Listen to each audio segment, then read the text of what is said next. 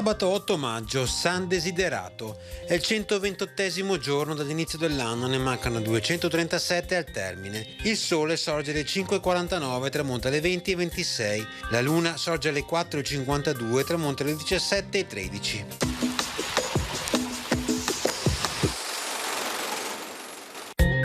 Alla famiglia Morosini viene concesso di utilizzare le acque pubbliche per irrigare le loro tenute agricole in quel di Castel di Godego.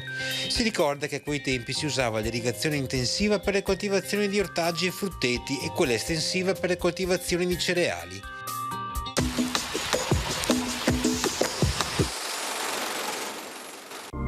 Le previsioni per domani: cielo in genere da sereno a poco nuvoloso, precipitazioni assenti, temperature in quota aumenteranno in modo anche sensibile. Nelle valli subiranno contenute variazioni di carattere locale riguardo alle minime e contenuti aumenti riguardo alle massime. In pianura minime un po' in calo e massime in aumento specie sull'entroterra.